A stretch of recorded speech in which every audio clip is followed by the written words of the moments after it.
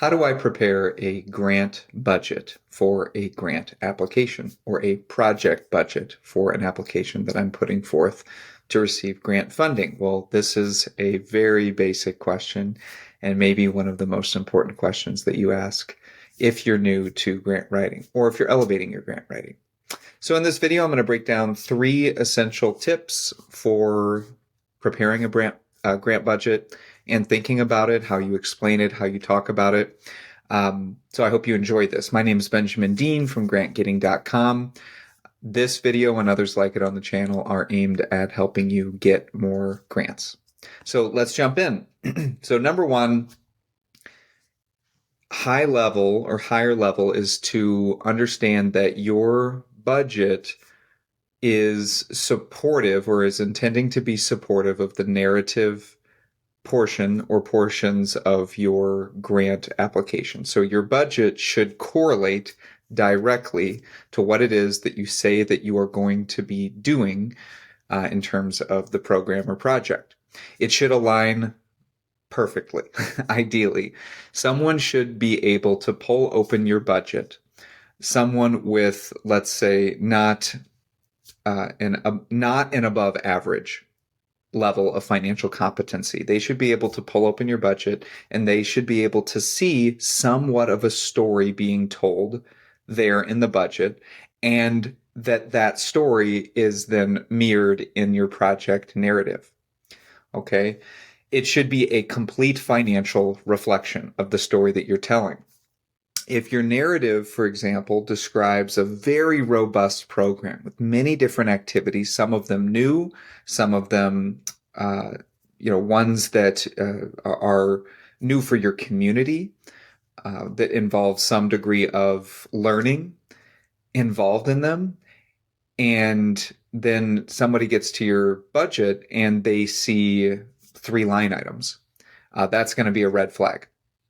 Right. So alternatively, if you have a description of something that, let's say you're looking for continuing funding, something you've done before, something you understand, you already have the staffing, you already have the equipment or the infrastructure in place. It's a very sort of plug and play thing.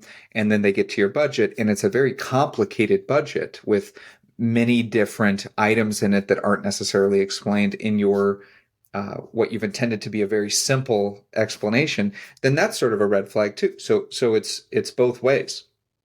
Every dollar that you're requesting should be justified by the activities and outcomes that you've outlined in your proposal. Now, this is different than a budget justification. Okay, your budget justification is going to do that. Ideally, almost all grant applications give you the opportunity for a budget justification where you're more clearly articulating what it is that you are asking for money for in terms of a calculation, in terms of the quote, in terms of an estimate, in terms of historical data, how you've come to the numbers that you've come to and how it ties in. That's a budget justification submission. The budget is typically the numbers with maybe a notes column or a notes cell, some brief phrase or explanation or brief calculation. So when somebody is opening up an application for the first time, it is known that many people will go to the budget first. Okay. Not everybody starts with question number 1, the first question that you see when you fill it out. Not everyone's going to read the organizational description of your nonprofit before they dive in. Many times they will go to the budget to get a sense of what this is, especially those with a bit more financial literacy. Those with a greater level of financial literacy will be more likely to go to the budget first. Those same people will be more likely to downgrade your application colored with an inadequate budget. Those same people, those with higher than average financial literacy who are reviewing grant applications, are going to be more likely to increase your overall rating, colored by a very detailed and thoughtful and corresponding budget. Okay, so this is sort of the high level. Go through the narrative. If you haven't created the budget yet, okay, hopefully you have, but but let's say you haven't created a budget for a program and you've written the narrative for it, or a project or an initiative. As you go through it, after you've written it, just write down every expense you could possibly think of that you're currently incurring or that you will incur because of the activities that you're describing. Categorize these expenses based upon your own coding, your own accounting system or QuickBooks system, bookkeeping system, and then go into their budget and see how those things line up.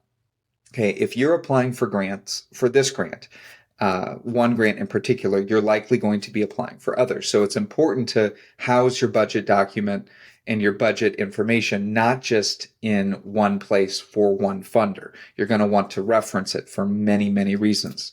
One of them is just so you don't have to repeat the work. You categorize these expenses in your own way. You categorize these expenses in the categories that are provided to you in this grant application. And again, you're tying everything together so that if somebody reads the budget, they can say, oh, yes, I see in the narrative, this is what's happening. Okay, so that's high level on budget. That's number one. Number two is the accuracy and detail. So no one ever read a budget and said, this was too accurate, or there was too much detail in this budget. That has literally never happened. So what organizations want to see is that you know what your costs are to the degree that you are able, that you have done your homework, so to speak. Now, again, how are grant applications reviewed? They are not reviewed by organizations. They are reviewed by people, some of them staff members, some of them board members, some of them advisors, some of them just people that they kind of brought in off the street who are knowledgeable and have, somewhat of a reputation in the community or whatever the case is. But they're bringing them in with varying degrees of training. Okay. It depends on the foundation, but this to say that there is great variance in how grant applications are reviewed. But when it comes to the budget, more detail is better. Here's the balance. The balance is you want it to be understandable by someone with below average financial literacy. So what that means is you want precise cost estimates for each line item in your budget.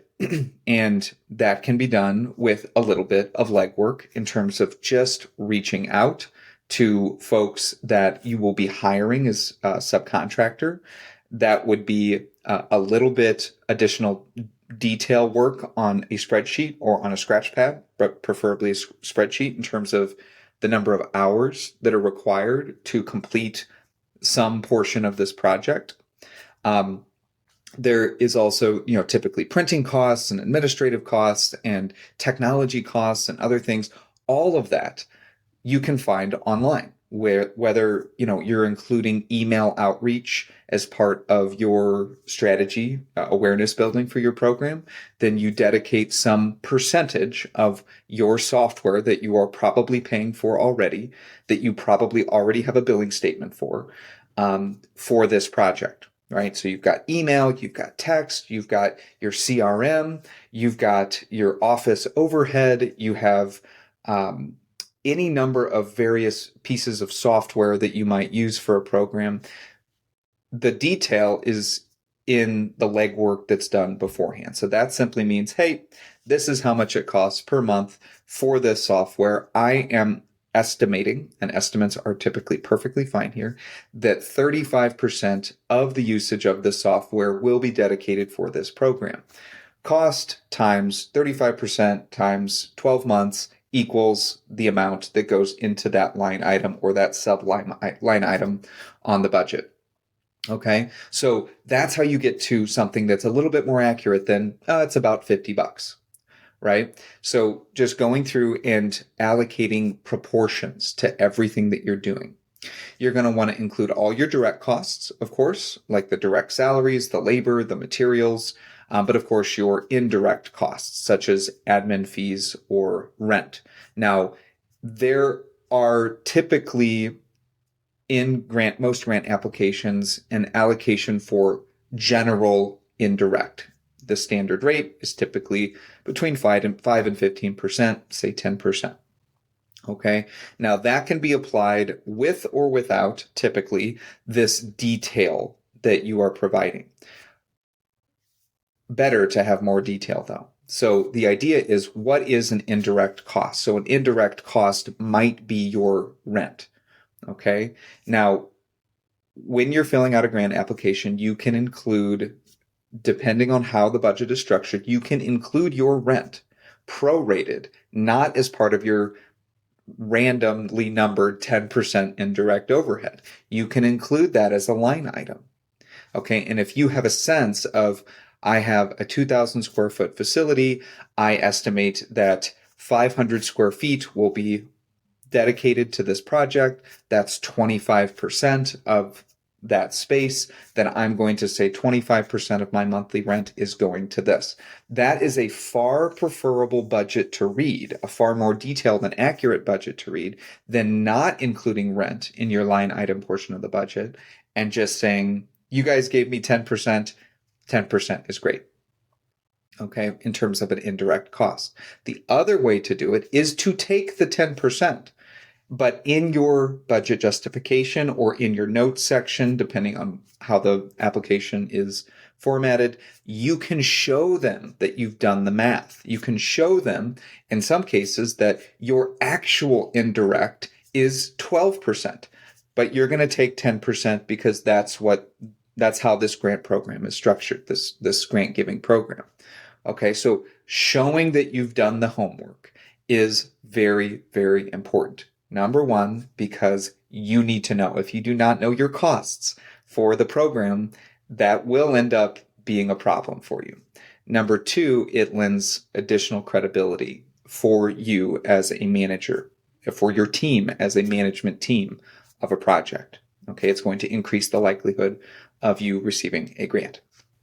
Okay, so other things to keep in mind is the duration on quotes. That's something that comes up is when you get a quote on a piece of equipment or you get a quote from a contractor, you're always going to want to know what the time frame, the time frame is. When does it expire? So that needs to be synced up with when you hear back on the grant. So if the grant deadline is, say, September 1st, you went ahead and you got the estimate on the piece of equipment in mid-August, it's good for 30 days, but you're not going to find out if you got that grant until October 1st, then that's okay. You're just going to want to put that as a disclaimer somewhere in your budget notes, budget justification, when you explain it. Or if it's a PDF upload specifically of that estimate that you're getting, that quote, you can include that directly on the quote. Circle it, put a star, annotate on that PDF. Staff plans to get another quote if we get the grant, on this date, however that works. Okay, so that's an important one. And again, that shows more thinking and thoughtfulness and detail. Okay, the last point, the third point here is what else to include that is not typically included. And I have two items on this. One is contingency planning. So contingency planning, is an acknowledgement that things typically don't go as planned, especially if you're doing something new. Any funder who's worked with any nonprofit over any period of time basically knows that this is true. Almost no projects go exactly to budget. So many times that means increased costs. So that's why it's important to include a contingency line item. One, because that's how it works in terms of you're probably going to underestimate something.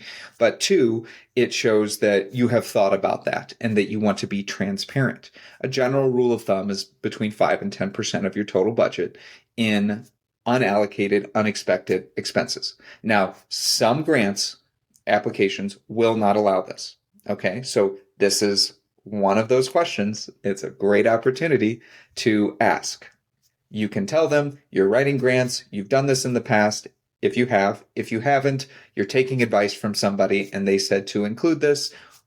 I'm calling to see if that's allowed in this grant application. It's another touch point. Okay, so contingency planning, you don't want to just add this line without an explanation. You want to be sure to justify it in your budget narrative as well, and potentially also in your overall narrative. Again, every line item needs to have some degree of correlation with your project narrative and of course with your budget narrative. So you're going to need to explain why flexibility is necessary in this project and how this contingency will help you achieve your goals, even if it doesn't go as planned. Okay, the other aspect that is typically not included and forgotten in a budget is program evaluation. So program evaluation is trending upward in terms of it being an important element of nonprofit management. There's basically a free-for-all and has been for many decades on nonprofits just sort of doing stuff, and it feels good. And yeah, we're helping the animals, we're helping the environment, we're helping people, whatever it is. And not a lot of rigor to something like an ROI. What is the return on the investment in this grant application? That has been changing, but continues to change. So one of the ways that you can show this outside of showing previous results is to include a certain amount of dollars for program evaluation, which in its basic form is taking information in, important information in relative to your outcomes and impacts. Okay, in your logic model, see logic model resources if you don't know what that is. But as you conduct your activities, you're going to be counting the things that you're doing. Those are your outputs. And then because of those activities, you will have outcomes in the community, change in behavior, change in knowledge, and downstream from there, you will have impacts. So your program evaluation plan needs to be able to take into account that what you're really trying to do is reach for your outcomes and potentially impacts. Not just outputs, not just here's how many people we touched, here's how many things we did, here's how many trinkets we distributed to the community. Those are counting numbers.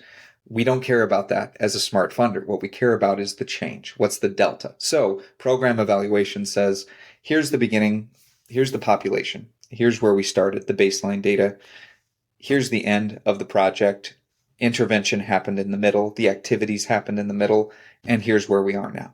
Okay, it's more complicated than that, or it can be more sophisticated than that. But in its basic form, it's bringing information in to you as a project manager, as a program manager, in order to make your program better and hopefully show that you have created some degree of change. And if you didn't, then how are you going to learn from that? So that needs to be in your budget because it gives you the opportunity additionally to talk about it in your narrative that you are thinking about that. Surveys, focus groups, in-depth interviews, integrating it into your onboarding process of a new client or a new area, a new volunteer, if you have outcomes related to volunteers, your offboarding, your project end, however you do it, right? It's some degree of bringing information in and being able to look at both of those. Typically, you have one or multiple throughout the program as check-ins that are intended to create opportunities to make your program better as you go, not just we made something up and we did it, and then at the end, oops, too bad we didn't get this information in the middle because we could have made things better. Of course, that's best practice. But you want time, you want money in your budget for the time that it takes to do that. Any surveying software that you need, pens, paper, clipboard, printing, and then, of course, analysis at the end of each survey or whatever you're doing. If it's an in-depth interview, do you need to rent a room? Do you need to create invitations to it? You just think through that and you'll be able to speak to it briefly in your narratives, and then it's in the budget. Okay, those are two things, contingency planning and program evaluation, that are very easily forgotten. A well-prepared budget is one of the most important parts of your application. Again, sometimes it is read first. It should align with your project narrative, be very detailed, and include a contingency plan, or at least the thoughtfulness of a contingency plan if it's allowed, and a program evaluation line. So don't forget to download the free resource that I've linked in the description. It covers 7 additional tips for creating a successful budget. Thank you for watching, and I'll see you in the next video. And don't forget, comment below if you are having any troubles with your budget. I would love to help. Thanks again. See you in the next video.